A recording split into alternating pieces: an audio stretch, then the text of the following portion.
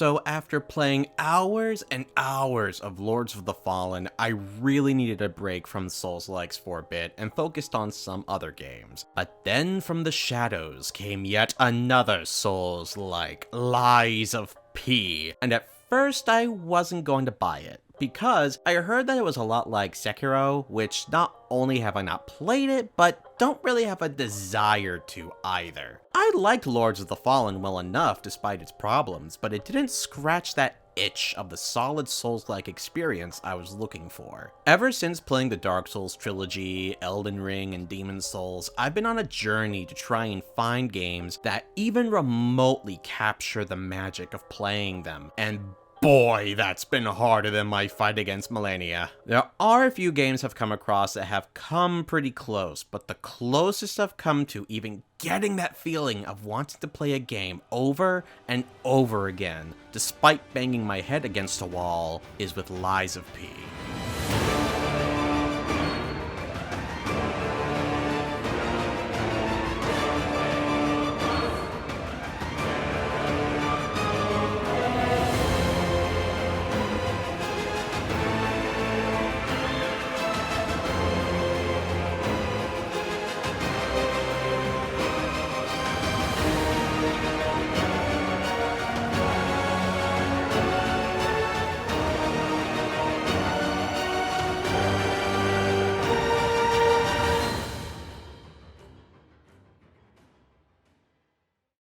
Lies of P was developed by NeoWiz Games and Round 8 Studios, and was heavily inspired by the story of Pinocchio. Although the story of Pinocchio in of itself is very dark, I personally never would have imagined it fitting so well into the Dark Souls formula. It takes a lot of inspiration from Bloodborne, Sekiro, and of course Dark Souls, and it blends it into a very cohesive and fun experience I have been waiting for a very long time in a Souls-like. It's a bit tough, as both Lords of the Fallen and Lies of P came out around the same time, where I would even find myself combining both names when talking about either of them. I swear, Lords of the P needs to be made. Maybe scratch that. I already see the internet ruining that fast. But it's been a little hard for people to not compare the two since they came out. Now, I'm not going to do that in this video, as the only source that Lies of P should be compared to is of course its soul inspiration. Lies of P is a very safe Souls-like, but very unique in its own rights. The first thing I want to bring up is the world and the story, and I have to say, it is incredibly inventive on how it tries to connect the mythos of Pinocchio to this dark and twisted world. You play as the famous puppet as you make your way through the city of Krat, taking down puppets that have gone insane and people taken over by a disease, turning them into monstrous abominations from the very thing that runs the puppets, Ergo. The XP souls that you acquire through this game. Your main task, as it is in these Souls games, is to fight the hard bosses and difficult enemies, make your way through a world where not everything is what it seems, and eventually find out what exactly it is that happened, and make a hard decision at the end. Now, how they tie in characters from the story is honestly pretty clever. Jiminy, or as he's called in this, Gemini, is your loyal cricket robot companion, as he's attached to a lantern on your hip and helps light your way or makes commentary about the world around you. Don't be alarmed. My name is Gemini. We'll talk later, when we're safe. Oh, I wonder if we can see the Umbral Realm with this lantern. I swear that is the only comparison I'm going to make between Lords of the Fallen and Lies of P. Of course you have Geppetto, who is the one who created all the puppets and then created you as a last-ditch effort to take on the puppet frenzy. Or so it seems. Remember, this is a Souls-like. Not everyone can be trusted. Then you also have the Blue Fairy, named Sophia, who basically plays the role of the Firekeeper from Dark Souls, where you go to her to level up. You meet other familiar characters who call themselves the Stalkers, who try to stop you as they think Geppetto is the one behind the puppet frenzy. This is a much more linear and story-driven Souls-like compared to others, which in this case, I think is quite welcome and works very well to its advantage. There is lore that you can uncover about the world that helps you put things together, but for the most part, as you progress through the game, you do start to get the idea of what exactly happened and who or what is responsible for the things that happened and their motivations. Something that is very unique to Lies of P is Well, the ability to lie. You are an anomaly, as you are the only puppet who can lie, and the more and more you lie or show signs of empathy towards your companions and other people in the game, the more you become human.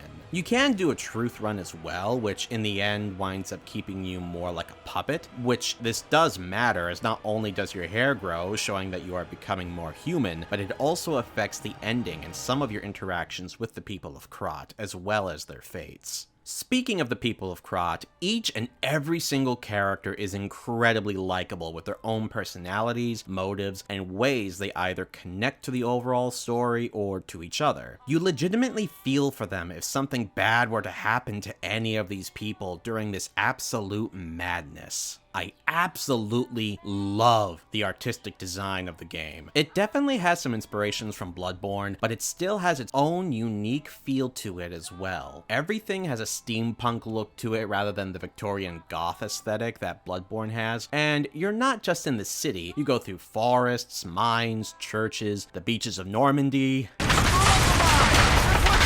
And even the city itself has lots of variety to it, and you never feel like you're seeing the same thing, with each area having specific themes or feelings to them. Like, I love going through the art district, where you're hearing music playing over a loudspeaker across the area. It just adds this eerie, creepy feeling that this area was heavily lived in, but then all of a sudden everything just stopped because of the puppet frenzy and the petrification disease. But yet, some things are still going on. There's also a decent amount of enemy variety with the puppets, stalkers, alchemists, and monsters. Yes, you have your basic enemies scattered throughout the game, but as you get further into the story, even some of those basic enemies change, keeping you on your toes as you go throughout the game. The bosses are absolutely phenomenal, both in their design, the way they fight, and how they tie into the story and the overall world. One of my favorite ties into the world is with the Scrapped Watchman. When you find this one window before the boss fight, a little boy talks about his friends who had died either from the puppet frenzy or from the petrification disease, and he talks about this one policeman puppet who the children called Murphy was always kind to children and would play with them. Because this is clearly the face of a puppet you can trust. I got a whole freezer full of popsicles. I need an adult! There are a few bosses reused in some areas, but they either have enough added to their design to help them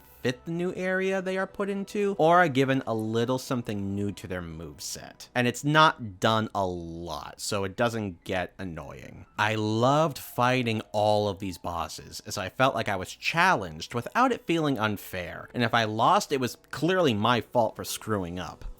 For the most part, one of my biggest complaints about the game is attack patterns. A lot of the enemies have, where they clearly have a lot of wind-ups to their attacks and delayed, making you block or dodge at the wrong times, which, yes, I know it's intentional and it certainly doesn't ruin the game for me, but a lot of the enemies in this game have these kinds of attacks, which does make it very annoying at times. But now, the meat and potatoes of the game.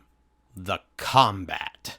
It is absolutely sublime. Other than what I mentioned with my slight annoyance of the delayed enemy attacks, I can't remember the last time I felt combat that was this good. It felt very dance-like, which I think is appropriate considering the setting. You obviously have your weapons that you can find throughout the game, and each weapon has a special attack attached to your Fable arts, and some even have different light and heavy attacks, so each weapon will feel unique to what you feel you need for that particular playstyle. You also have your normal backstabs, staggers, and although there isn't a parry of sorts, you do have a perfect block, which not only will not affect your health like a normal block, but it will also weather down the enemy and either stagger them or break their weapon. The combat is incredibly smooth and satisfying. Attacking feels great, blocking and perfect blocking feel rewarding. The only problem I have is with the dodge, but that is more so me being used to Dark Souls combat, where in Lies of P, it encourages you to block and perfect block more than dodging. I loved trying out the different weapons, even though I do have a specific type that I stick to, and the amount of weapons is a lot less than most Souls-likes. It makes up for it with the fact you can mix and match the blades and handles of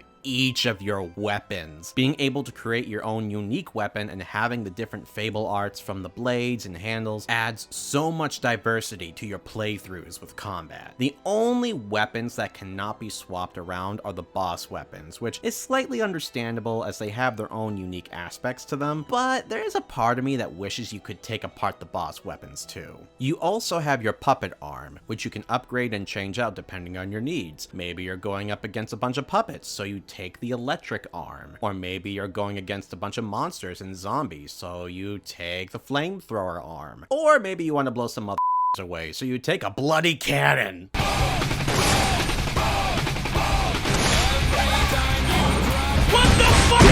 Outfits are purely cosmetic in this game, so stats are regulated to amulets and puppet parts that you either purchase or find throughout the game. And let me say, the drip is nice. You can also upgrade your pee organ. Yeah, I'm not going there. Seriously, this is just a bloody heart. This looks nothing like a dick. By finding quartz and adding more heals, weapon slots, more fable art slots, and with each of the quartz that you put in, they can slightly upgrade your attacks, defense, healing, or how much ergo you pick up after defeating enemies. Now, before I bought this game, I was hearing from everyone that Lies of P was hard. It'll take you forever to beat it. This is not your normal Souls game. If you like Dark Souls, you might not like this, even though it plays fine. And honestly, this is the easiest Souls-like I have ever played. Huh. That was easy. Don't get me wrong, this game is still difficult and challenging, but other than 2 bosses and 1 mini-boss in this game, I pretty much breezed through most of, if not everything. Like seriously, most of the bosses in this game I defeated in 1 or 2 tries. I didn't even farm like I sometimes do in these games. I just went right through. I think the most difficult parts of the game I had to deal with were more so specific areas with specific enemies that just made it annoying to get through. Now, I am about to get into some spoiler territory and gonna talk about the endings as well as some specific bosses, so if you don't want any spoilers, skip to this point here. It is hinted at throughout the game that you look exactly like Geppetto's son, Carlo, cleverly named after the author of Pinocchio, Carlo Collodi. You are given the option when meeting Geppetto to either have him take your heart so he can recreate his son, or you can dismiss Geppetto now that you've basically become a human yourself. If you dismiss Geppetto, he releases a secret boss called the Nameless Puppet, who turns out to be Carlo, but because of his hatred for his father and the fact he was basically an uncontrollable monster, he was not a good host to collect ergo or human-like experiences. So Geppetto created Pinocchio to have Carlo's heart so he would be able to properly collect ergo. Now, remember when I said this game was actually pretty easy for me? Well...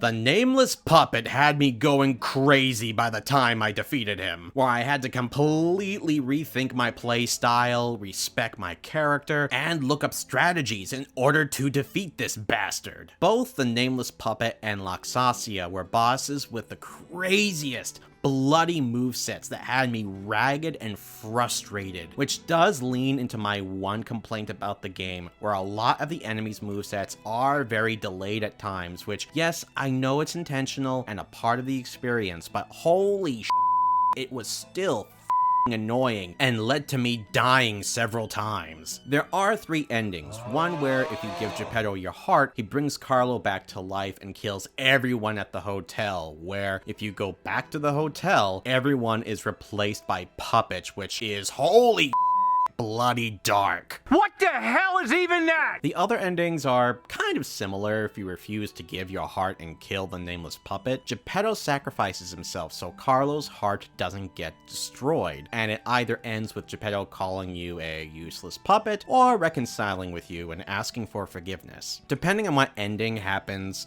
depends on how much humanity you have by the end of the game. Oddly enough, unlike in a lot of other Souls-likes, this is the only Souls Souls-like that I can think of that ends on a hopeful note, with not only you staying alive, but also bringing Sophia, the blue fairy, back to life as she was being experimented on for her ergo. It then ends with a character you meet having a phone conversation with someone about your puppet arm, and then name-dropping Dorothy from The Wizard of Oz, complete with showing her and her ruby slippers. I am so excited for a sequel to this game, which has thankfully been confirmed, because the opportunities to build a Souls-like in a world that has to do with literary characters is absolutely exciting to me, especially since there are other literary characters mentioned, like Dorian Gray for example, as he's the one who actually made the painting of Carlo for Geppetto. Like, imagine bringing Alice in Wonderland into this universe, or having other literary tie-ins, like instead of Pinocchio fighting the whale Monstro, he actually fights Moby Dick instead. The opportunities are endless for this world, and I absolutely love it. Lies of P was such a wonderful experience for me. I loved the world, the combat, the characters, the story. Everything about it was incredibly well built and put together by the developers. I am more than excited to see where they take this new IP off to, and can't wait to see the planned DLC and its sequel. The most negative things I can say about Lies of P is that it may play it a bit safe in some places, with it holding its Dark Souls inspirations close to the chest. That, and with some frustrating areas and a weird jump in difficulty towards the end, the over-reliance on delayed enemy attacks. For me, it definitely doesn't come around as perfect, but it's so well made and is able to stand out on its own as a unique and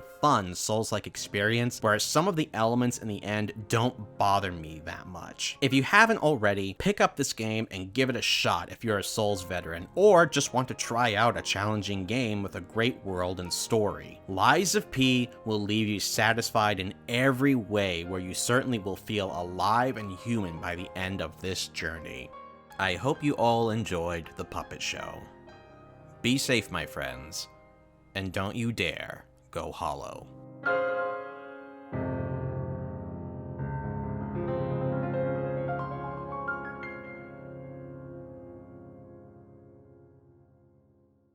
Hey everyone, thank you so much for watching. If you guys haven't already, make sure you subscribe and hit the notification bell. And if you'd like to support the channel, you can go to my Patreon, which is either in the description below or on a link here on the screen. And if you haven't watched it already, I have done a review of Lords of the Fallen, which is right here. Once again, thank you so much for watching, and God bless.